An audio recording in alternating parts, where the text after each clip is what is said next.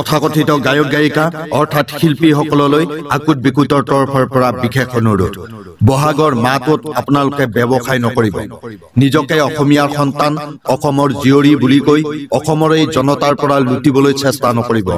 যিখন ৰাজ্যত 8 ঘণ্টা কাম কৰি এজন লোকে 400 পৰা 700 টকা পাই ঘৰখন সংসাৰখন কিবাকে জোৰা তাপলি মাৰি চলাই জীৱন নিৰ্বাহ কৰি আছে যিখন ৰাজ্যত মূল্য বৃদ্ধিয়ে জুৰুলা কৰি আছে যিখন ৰাজ্যত মাহত 1200 টকা পাবৰ বাবে মহিলাসকলে হাহাকাৰ কৰি আছে যিখন ৰাজ্যত কৰ্মসংস্থাপনৰ বাবে যুৱক যুৱতীয়ে দিক বিদিক হেৰুৱাই পেলাইছে যিখন ৰাজ্যত ল'ৰা ছোৱালী ভালকৈ পঢ়ুৱাই ডাঙৰ দীঘল কৰি মানুহ কৰিব নোৱাৰিম বুলি ভাবি ছোৱালীয়েই হওক বা ল'ৰাই হওক এটা সন্তানেই যথেষ্ট বুলি আশা সপোন সামৰিছে যিখন ৰাজ্যত এটা পকী ঘৰৰ বাবে চৰকাৰলৈ বাট চাই ৰৈছে সেইখন ৰাজ্যত গীতেৰে মনোৰঞ্জন দিয়াৰ স্বাৰ্থত এটা গীত পৰিৱেশন কৰাৰ বাবদ 10,000 পৰা 20,000 অৰ্থাৎ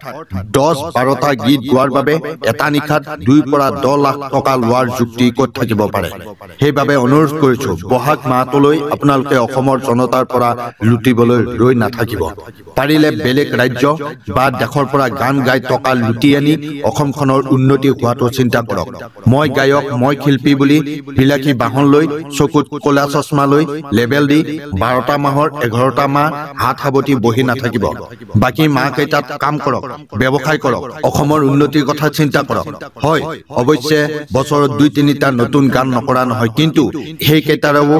আজিলৈ সমাজ পৰিৱৰ্তনত কোনো অৰিহণা নাই মনত ৰাখিব গানেৰেও সমাজ পৰিৱৰ্তন কৰিব পাৰি সমাজৰ প্ৰতি দায়বদ্ধ হ'ব লাগে কিন্তু সেই ফালৰ পৰাও আপোনালোক মস্ত ডাঙৰ এটা শূন্য গতিকে আপোনালোকক অনুৰোধ কৰিছো বহাগ মাহত ব্যৱসায় নকৰিব